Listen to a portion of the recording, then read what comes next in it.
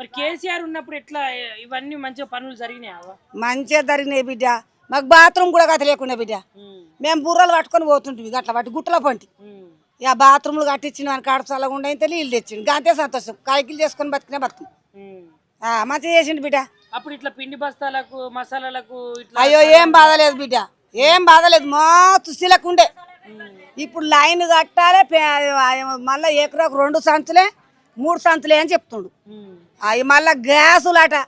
అయ్యో ఏడల్లో మేము గ్యాసుల మీద వండుకున్నామా పొయ్యిల గడ్డల మీద వండుకున్నాం.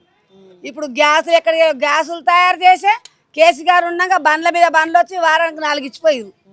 ఇప్పుడు వీడు ఫోన్ ఏదో చేస్తున్నట్టు ఇస్తున్నాడు.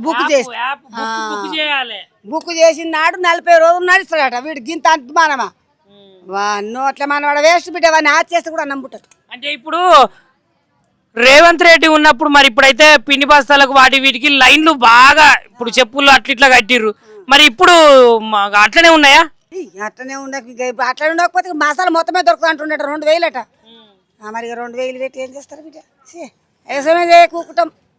వ్యవసాయమే చేయకూకుంటే బిడ్డనే పోతుంది. మరి అన్నదాతలు బాగా బాధపడతారట. మరి రైతులు కానీ కౌలు రైతులు కానీ ఆ ఊళ్ళో ఉన్నోళ్ళు కానీ దుక్కులు దున్నుకొని ఇప్పుడు వర్షం పడుతున్నది.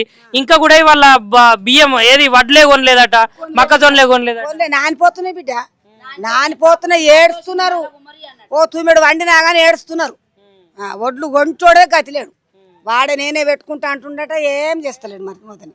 మరి జనాలను ఏం చేయదలుచుకున్నాడు చెప్పు ఈ రేవంత్ రెడ్డి? సాంబగొడతట్టుండు బిడ్డ, అంతే సాగొడతట్టుండు వాడు. లైన్లు ఇవ్వడమేం బిడ్డ, వ్యవసాయం చేయలేము. లైన్లు ఇవ్వడలేము, వ్యవసాయం చేయలేము. మరి ఈసారి మళ్ళీ ఎలక్షన్స్ జరిగితే మళ్ళీ రేవంత్ రెడ్డి గెలుతాడా? మరి వాడిని గెలుస్తాడా? వాడి ఇంట్లో మన వాడు గెలవాడు బిడ్డ. వానికి ఎవడేడు ఏడు ఏడు నువ్వు